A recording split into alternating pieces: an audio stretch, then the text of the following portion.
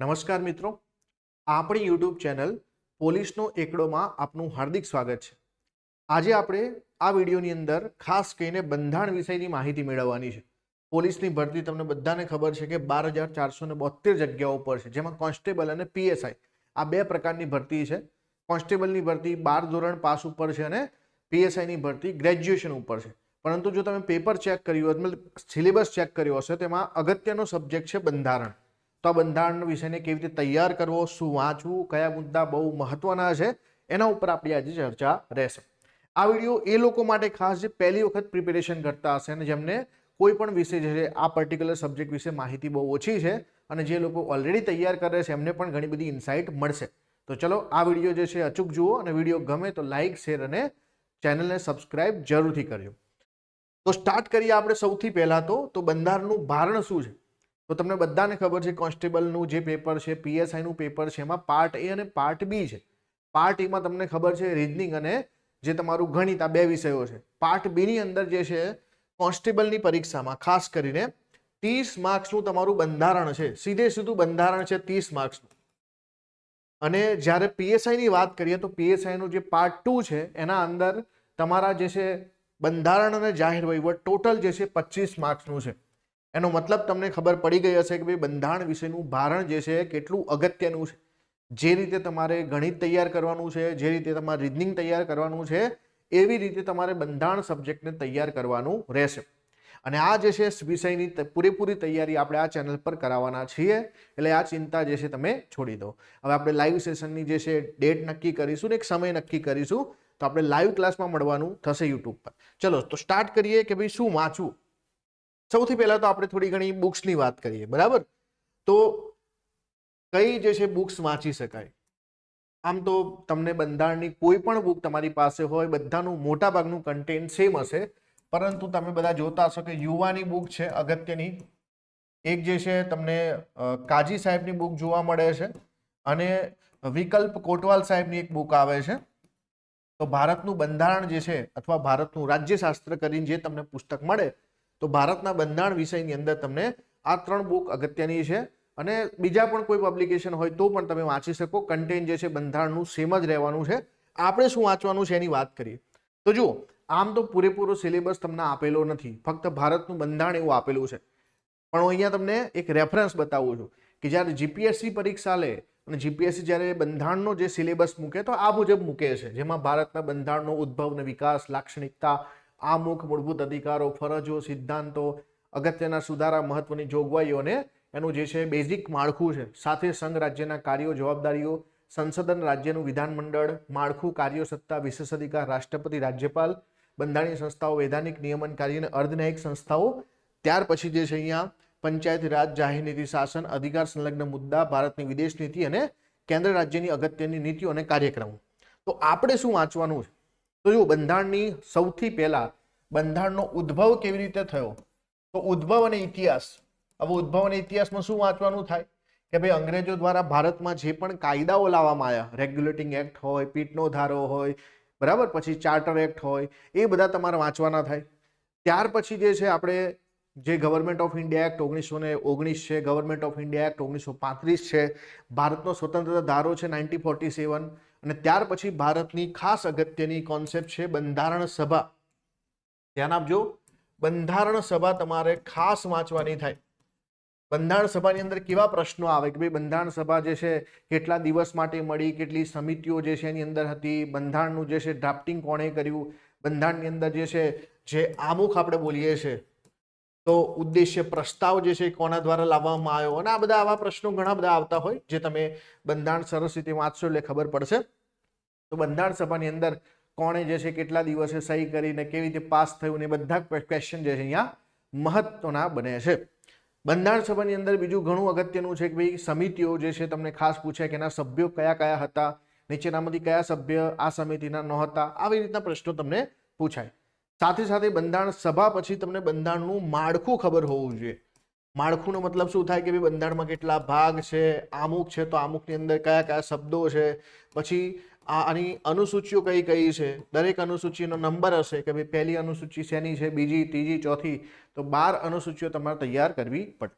આ તૈયાર કર્યા પછી તમારે બંધારણના એક એક ભાગ તૈયાર કરવા પડે અને આ બંધારણના ભાગ જે છે તમને ખબર છે કે ભાઈ રાજ્યનું માળખું છે, બરાબર, સંઘ અને તેનું જે છે માળખું એટલે સંઘ અને તેના રાજ્યો, સાથે સાથે આપણે નાગરિકતા વિશે અગત્યનું છે, મૂળભૂત અધિકારો અગત્યના છે, ત્યાર પછી ડીપીએસપી એટલે કે રાજ્ય નીતિના માર્ગદર્શક સિદ્ધાંતો અગત્યના છે, ફરજો અગત્યની છે.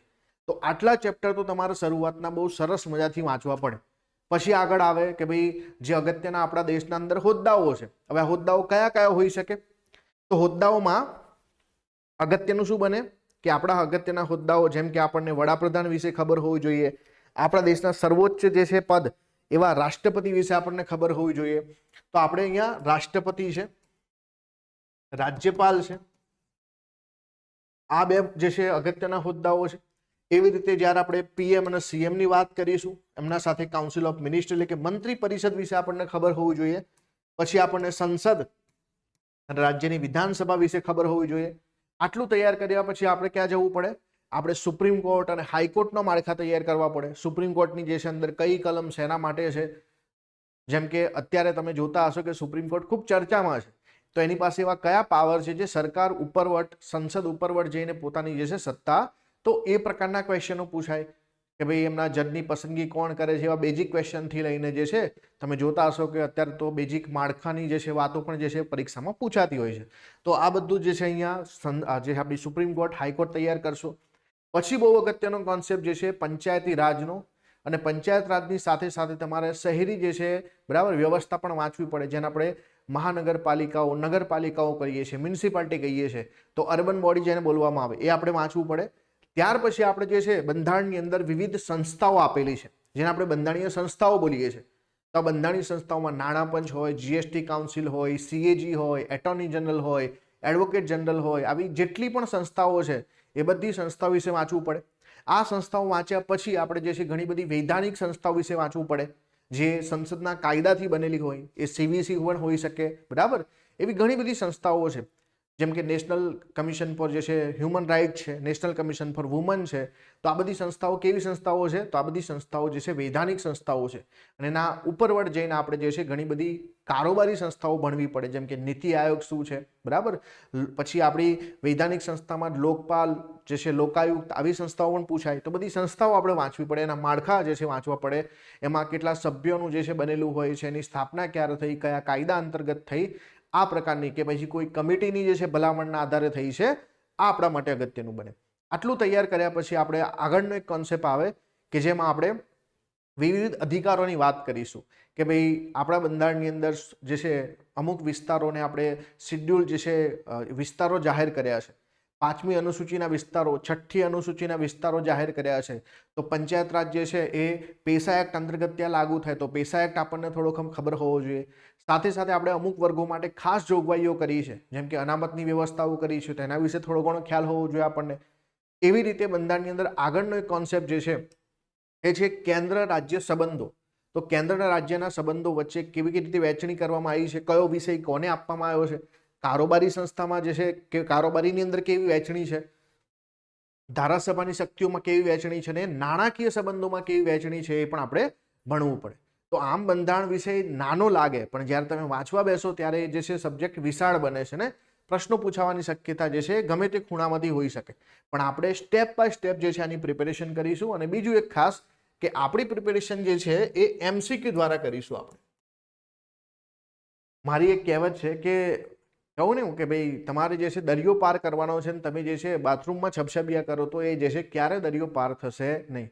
એટલે આપણે જ્યારે પરીક્ષા પાસ કરવાની, પરીક્ષામાં આપણને એમસીક્યુ આપવાના છે, તો આપણે એ એમસીક્યુ દ્વારા જ જે છે રિયલ ટાઈમમાં જે છે આ ક્વેશ્ચનનો આન્સર કેવી રીતે અપાય, એની પાછળનો કોન્સેપ્ટ શું છે, બીજા જે છે આન્સર કેમ ના આવી શકે, એ બધું જ જે છે આપણે સમજવાનું થાય. એટલા માટે આપણો કોન્સેપ્ટ જે છે એમસીક્યુ દ્વારા આપણે સમજીશું અને દરેકે દરેક જે છે ટોપિકને આપણે ક્લિયર કરતા જઈશું યુટ્યુબમાં. તો આ જે છે વિડીયોનો હું સાર તમને આપી દઉં કે ભાઈ બંધારણ વિષયને કેવી રીતે તૈયાર કરવો. તો એના માટે તમારી પાસે પહેલું સ્ટેપ જે છે એક બુક્સ હોવી જોઈએ. તો બુક્સમાં જે યુવા છે, વિકલ્પ કોટવાલ સાહેબ છે, કાજી સાહેબ છે, કે કોઈ પણ જે છે બુક તમે લઈ શકો છો. તમે જે છે હિન્દી ઇંગ્લિશમાં હશો તો તમને બધાને ખબર હશે, જીપીએસસી તૈયારી કરતા હશે, હું ત્યાં સજેસ્ટ કરું છું એમ લક્ષ્મીકાંત. એ જે છે એવું કહેવાય કે ભાઈ એ બુક છે તો તમારે બીજી કોઈ બુકની જરૂર નથી. પણ હા, એ હિન્દી અને ઇંગ્લિશમાં અવેલેબલ છે, તો જો તમને ખ્યાલ આવતો હોય તો એ બુક લઈ શકાય. બીજું છે કે ભાઈ એ કર્યા પછી આપણે જે છે એક બાજુથી સ્ટાર્ટ કરવું પડે, બરાબર. બંધારણ હંમેશા એની શરૂઆતથી જે છે તમે ભણવાનું ચાલુ કરો કે બંધારણનું પાછળનો હિસ્ટોરિકલ બેકગ્રાઉન્ડ શું છે, એટલે કે ઇતિહાસ વાંચ્યા પછી આપણે બંધારણ સભા વિશે વાંચીએ, બંધારણનું ઘડતર વાંચીએ, પછી આમુખ વાંચીએ, પછી દરેક ભાગ એક પછી એક આપણે વાંચતા જઈએ તો આપણને સરસ મજાથી ખ્યાલ આવે. બીજું કે બંધારણ કેમ બનાવવામાં આવે છે, બંધારણ જે છે એનું મહત્વ શું છે, બરાબર. સાથે સાથે તમને પરીક્ષાનો એક મુદ્દો જે આપણે રહી ગયો એ છે બંધારણીય સુધારા, જે તમને વારંવાર સુધારા પૂછવામાં આવે કે ભાઈ ભારતના બંધારણમાં સુધારા કેવી રીતે થાય. એવી રીતે એક બીજો કોન્સેપ્ટ છે કટોકટીનો કોન્સેપ્ટ, ઇમરજન્સી પ્રોવિઝન. તો આ કટોકટી અને બંધારણના સુધારા બે ટોપિકમાંથી પણ પ્રશ્નો ઘણા બધા બનતા હોય છે. સીધા સ્ટ્રેટ ફોરવર્ડ ક્વેશ્ચન હોય ઘણી વખતે કે ભાઈ આર્ટિકલો પૂછી લેવામાં આવે અને ઘણી વખતે તમને એ સુધારામાંથી ક્વેશ્ચન પૂછાય કે ભાઈ 42માં સુધારામાં શું થયું, 44માં સુધારામાં શું થયું, બરાબર. 61મો સુધારો શેના માટે હતો, આવી રીતે 73મો સુધારો, 74મો સુધારો. પછી તમને એવું પૂછે કે ભાઈ વર્તમાનમાં જે છે ટોટલ કેટલા સુધારા થયા. તો આવી રીતના ક્વેશ્ચન તમને પરીક્ષામાં આવે તો બધાની તૈયારી તમે આવી રીતે થાય. જો આ વિષયને તમે તૈયાર કરશો એટલે કોન્સ્ટેબલની પરીક્ષામાં 30 માર્ક્સનું જે છે બંધારણ આવે, બરાબર. અને તમે જો સારી તૈયારી કરો તમે 25ની ઉપર જઈ શકો. એમાં એટલા બધા હાર્ડ ક્વેશ્ચન હોતા નથી. હા, કોઈ ક્વેશ્ચન એકાદ બે ક્વેશ્ચન હાર્ડ હોય તો એ બધા માટે હાર્ડ હશે, પણ તમે જો સારી તૈયારી કરી હશે તો તમારા માર્ક્સ સારામાં સારા ખેંચાશે. આ સબ્જેક્ટ એવો છે કહેવાય ને કે મારી ભાષામાં કહું કે આને કોન્સેપ્ચ્યુઅલ સબ્જેક્ટ કહેવાય. કોન્સેપ્ચ્યુઅલનો મતલબ ખબર પડે ને. માનો કે તમે કોઈ એક વિષયની તૈયારી કરો, એક્ઝામ્પલ તરીકે ઇતિહાસ. હવે આ ઇતિહાસની તમારી પાસે કોઈ એક બુક છે અને આ બુકમાંથી જે છે ક્વેશ્ચન પૂછાવાની પ્રોબેબિલિટી કેટલી હે ને. ઇતિહાસની તો ઢગલો બુકો હોય અને જે ઇતિહાસના મુદ્દાઓ એટલા બધા વિશાળ છે કે એમાંથી ક્યાંથી ક્વેશ્ચન પૂછશે, તમારી બુકમાં હશે કે નહીં હોય, એ જ જે છે મોટો પ્રશ્ન છે. પણ જે કોન્સેપ્ચ્યુઅલ સબ્જેક્ટ હોય એ તમે કોઈ પણ બુકમાંથી વાંચો, એ સબ્જેક્ટ તમારો જે છે કોન્સેપ્ટના આધારે તૈયાર થાય. અને કોન્સેપ્ટ જે છે એ દરેક બુકમાં હોય. માનો કે બંધારણ છે, કોઈ પણ બુક હશે તેની અંદર બધા જ જે છે નાગરિકતા પણ હોવાની, અધિકારો પણ હોવાના, બધી સંસ્થાઓ પણ હોવાની, બધું જ હોવાનું, બરાબર. તો એટલા માટે અહીંયા જે છે તમારે બુક્સની બહાર જવાના ચાન્સીસ ના હોય, બરાબર. અને એટલા માટે જો તમે મજબૂત તૈયારી કરો, એક જ બુકને 2 વાર 5 વાર 10 વાર વાંચી લો તો તમારા વધુ ને વધુ માર્ક્સ આવે. કારણ કે બીજું કે આમાં જે છે તમે કોન્સેપ્ટ તૈયાર કર્યો હોય તો એ ક્વેશ્ચન આડા અવડા કોઈ પણ રીતના પૂછાય, બરાબર. તમે એનો આન્સર આપી શકો. જેમ કે એક એક્ઝામ્પલ કે તમને પૂછે કે નીચેનામાંથી કઈ સંસ્થા બંધારણીય સંસ્થા નથી. હવે તમે બંધારણ ફેરી નાખ્યું હોય, તમને એટલી તો ખબર પડે કે ભાઈ બંધારણીય સંસ્થા એને કહેવાય જે બંધારણમાં આર્ટિકલ આપેલા હોય. અને આર્ટિકલો તમે ફેદા હોય તમને તરત ખબર પડે કે ભાઈ કઈ સંસ્થા બંધારણીય છે કે નહીં, બરાબર.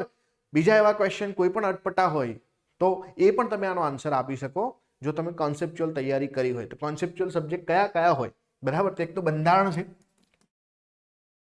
બીજું છે કરંટ અફેર તમે તૈયાર કરો, બરાબર.